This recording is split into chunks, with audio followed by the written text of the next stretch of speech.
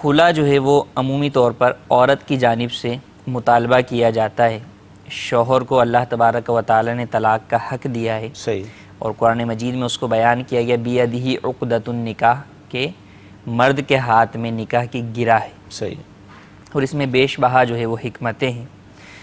تو خلا ایک ذریعہ ہے جس کے ذریعے سے عورت جو ہے وہ اپنے شوہر سے طلاق کا مطالبہ کرتی ہے، جدائی کا جو ہے وہ مطالبہ کرتی ہے. ٹھیک. شرعی اصطلاحی تعریف کے اندر مال کے بدلے میں، مال دے کر اس کے بدلے میں نکاح کو زائل کرنے کو خلا کہتے ہیں. ٹھیک ہے. تو خلا سے جو طلاق واقع ہوتی ہے وہ طلاق بائن واقع ہوتی ہے. ٹھیک ہے. خلا سے طلاق بائن واقع ہو جاتی ہے. ٹھیک. حدیث مبارک کے اندر جو ہے وہ بلا وجہ جو عورت خلا کا یا طلاق کا مطالبہ کرے اس کے بارے میں یہ فرمایا گیا کہ ایسی عورت جنت کی خوشبو بھی نہ پائے گی. اللہ اکبر.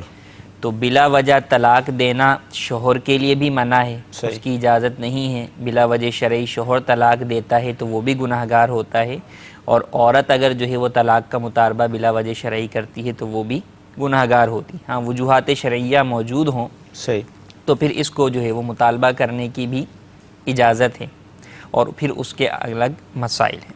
اچھا حضور، خلا کے حوالے سے ارشاد فرمائے، جیسے آپ نے فرمایا کہ یہ عورت کی طرف سے ہوتا ہے جی. کہ عورت کا مطالبہ ہوتا ہے، تو اگر عورت ایک مرتبہ مطالبہ کرے گی تو کیا فوراً طلاق واقع ہو جائے گی، یا کئی مرتبہ کرے گی تو ہوگا کیا، یہ کس طرح ہوگا؟ یعنی دیکھیں عورت کی طرف سے فقط مطالبہ ہے، صحیح. اس کا دینا نہ دینا شوہر کی مرضی پر ہی منحصر ہے. یوں ٹھیک. نہیں کہ خلا کی یہ خلا جو ہے وہ اس پس منظر میں ہے کہ عورت کے پاس ہی طلاق کا حق ہے کہ وہ صحیح. عورت اپنے آپ کو خود ہی طلاق دے لے اور جناب چلی جائے آگے دوسرا نکاح کر لے. ایسا نہیں ہے.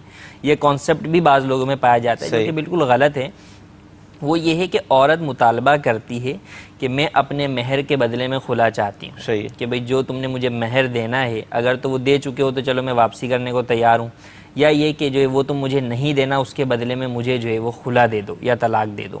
تو یہ جو ہے وہ خلا ہے. تو اب اس صورت کے اندر شوہر کو جو مطالبہ آئے گا، جب شوہر اس مطالبے کو قبول کرتے ہوئے خلا دے گا صحیح. تو خلا واقع ہوگا. صحیح. اور خلا کے ذریعے سے بھی جو طلاق واقع ہوگی وہ طلاق بائن واقع ہوگی کہ اس سے جو ہے بغیر نکاح کے رجوع نہیں ہو سکتا. ٹھیک ہے. لیکن اب چونکہ دین سے دوری کے باعث جو ہے وہ چونکہ یہ احکام تو اپنی جگہ موجود ہیں، لیکن جب وہ کام کرنے جاتے ہیں، یعنی خلا کا ایک کانسیپٹ تو یہ لیا ہوا ہے کہ جناب بس عورت کی طرف سے مطالبہ ہو، صحیح. آگے کے احکام سے جو ہے وہ لا علمی ہے. اب صحیح. اس میں یہ ہوتا ہے کہ خلا کا مطالبے کے اندر پیپر جو ہے وہ 3 طلاق کا ہی بنوایا جاتا ہے. صحیح ہے. تو وہ تینوں طلاقیں ہی واقع ہو جاتی ہیں. ورنہ اگر صرف خلا کی طرف آئیں تو اگر خلا کے ذریعے سے جو طلاق ہوتی ہے، جو شرعی خلا ہے، وہ ایک طلاق بائن ہوتی ہے. ٹھیک ہے. اس میں اگرچہ بغیر نکاح تو رجوع نہیں ہوتا، لیکن کل کو اگر دونوں میں سے کسی کو بھی اپنے فیصلے کے اوپر پشیمانی ہو اور وہ دونوں دوبارہ ملنا چاہیں تو اس صورت میں یہ حل موجود ہے کہ بغیر حلالہ شرعیہ جو ہے وہ نئے نکاح کے ساتھ جو ہے وہ ساتھ رہ سکتے ہیں. آئندہ 2 طلاقوں کا حق باقی رہے گا. لیکن ہمارے ہاں جو ہے وہ جذبات میں آ کر جو ہے وہ ہمیشہ ہی 3 طلاق کا ہی جو ہے وہ آپشن استعمال کیا جاتا ہے. حالانکہ 3 طلاقیں ایک ساتھ دینا گناہ ہے.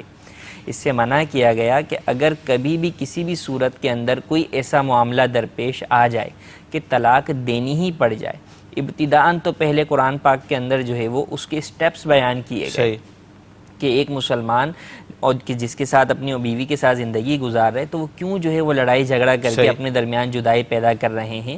ٹھیک ہے تھوڑی ناچاکی 1-2 طرف سے ہو جاتی ہے، تو فرمایا فَعِظُوهُنَّ کہ پہلے جو ہے وہ ایک دوسرے کو نصیحت کر کے آپس میں معاملے کو جو ہے وہ صلح صفائی کی طرف لے کر آئیں. پھر اس کے بعد دوسرا حکم بیان فرمایا کہ اپنے بستر علیحدہ کر لیں، تاکہ اس بستر علیحدگی کرنے کی وجہ سے جو طلاق کے بعد جو جدائی ہونی ہے اس کا ایک منظر، ایک کیفیت ابھی سامنے آ جائے. ورنہ یہی ہوتا ہے کہ طلاق کے بعد پھر کہتے ہیں یہ ہو گیا، ہمیں تو معلوم نہیں تھا کہ اتنا کچھ ہو جائے گا. تو شریعت مطہرہ نے پہلے جو ہے وہ کچھ اس کے مراحل بیان کیے کہ حتی الامکان کوشش یہ کریں. پھر اس کے بعد فرمایا کہ دونوں طریق سے فریقین جو ہے وہ آ جائیں اور وہ ان میں صلح کرانے کی کوشش کریں. اب یہ بھی صورت کوئی بھی صورت کارگر نہ ہو اور طلاق کی طرف ہی آئیں تو پھر اس میں طریقہ بیان کیا کہ احسن طلاق یہ ہے کہ شوہر جو ہے وہ اپنی بیوی کو پاکی کے ایام کے اندر جو ہے وہ صرف ایک طلاق دے اور پھر چھوڑ دے اسے. جب وہ انہیں جو ہے وہ ان پاکی کے ایام کے اندر طلاق دے کر چھوڑ دے گا تو عدت گزرنے کا وقت موجود ہوگا۔ صحیح۔ عدت گزرنے کے دوران بغیر نکاح رجوع کرنے کا دونوں کو اختیار ہوگا اگر جو ہے وہ اپنے معاملات میں دوبارہ جو ہے بہتری لانا چاہیں، اور اگر رجوع نہ کیا اور عدت گزر گئی تو بھی آئندہ اختیار ہوگا کہ بغیر جو ہے وہ کسی اور سے نکاح کیے شوہر اور بیوی باہمی رضامندی سے نئے نکاح کے ذریعے جو ہے وہ کر سکتے ہیں۔